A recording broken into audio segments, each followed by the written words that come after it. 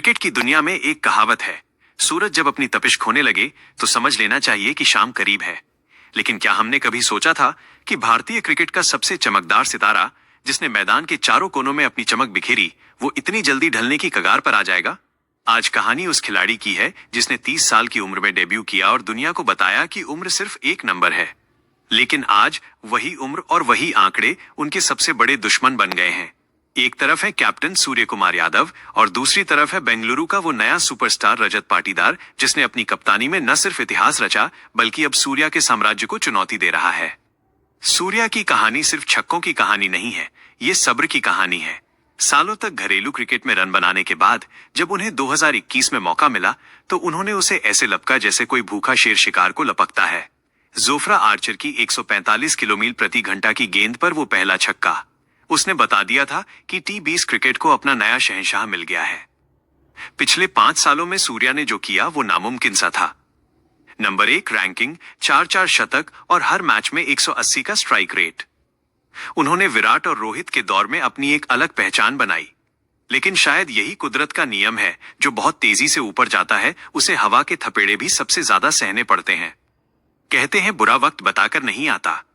अक्टूबर 2024 के बाद सूर्या का वो जादुई बल्ला जैसे पत्थर का हो गया। जनवरी 2025 से अब तक के आंकड़े किसी डरावने सपने जैसे हैं। 33 पारियां, औसत मात्र 26 और स्ट्राइक रेट गिरकर 147। जो सूर्या मैदान पर आते ही गेंदबाजों की धड़कनें रोक देता था, आज वो खुद संघर्ष कर रहा है। सबसे ज्यादा हैरानी की बात है उनका बड़े मैचों में प्रदर्शन। वर्ल्ड कप के सेमीफाइनल में इंग्लैंड के खिलाफ सिर्फ 11 रन, न्यूजीलैंड के खिलाफ 0। क्या कप्तानी का दबाव उनके खेल पर भारी पड़ रहा है, या फिर 36 की उम्र में रिफ्लेक्सेस साथ छोड़ रहे हैं? बीसीसीआई के गलियारों में अब दबी जुबान में एक ही सवाल है, क्या सूर्या 2028 लॉस एंजलिस ओलंपिक की टीम में फिट बैठते हैं? क्योंकि तब उनकी उम्र 38 साल होगी। अब बात करते हैं उस खिलाड़ी की जिसने अपनी खामोशी से शोर मचा दिया है, रजत पाटीदार।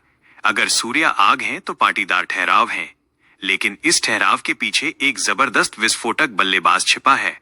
आरसीबी को अपना पहला आईपीएल खिताब जिताने वाले पाटीदार ने वो कर दिखाया जो बड़े बड़े दिग्गज नहीं कर पाए। पाटीदार की खासियत क्या है? वो सिर्फ पावर हिटर नहीं है, वो स्पिनर्स के खिलाफ भारत के सबसे बेहतरीन बल्लेबाजों में से एक हैं।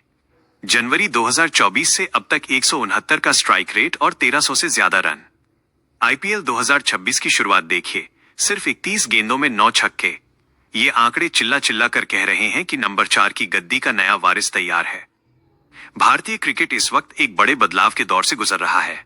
हेड कोच गौतम गंभीर का करार 2028 तक बढ़ सकता है। गंभीर प्रदर्शन को नाम से ऊपर रखते हैं। उनके सामने 2 रास्ते हैं, या तो अपने चहेते सूर्या पर भरोसा बनाए रखें और उनकी फॉर्म की वापसी का इंतजार करें, या फिर पाटीदार जैसे युवा खून को जिम्मेदारी सौंप दें।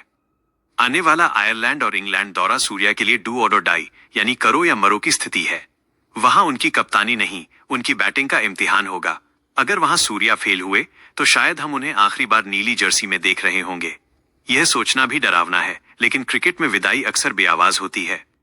क्रिकेट हमें जोड़ता है और कभी कभी हमारा दिल भी तोड़ता है। सूर्या ने हमें वो लम्हे दिए हैं जिन्हें हम कभी नहीं भूल सकते। वो झुककर पीछे मारा गया छक्का हमेशा हमारी यादों में रहेगा। लेकिन टीम इंडिया किसी एक खिलाड़ी से बड़ी है। अगर आज पाटीदार का वक्त है तो उन्हें मौका मिलना चाहिए।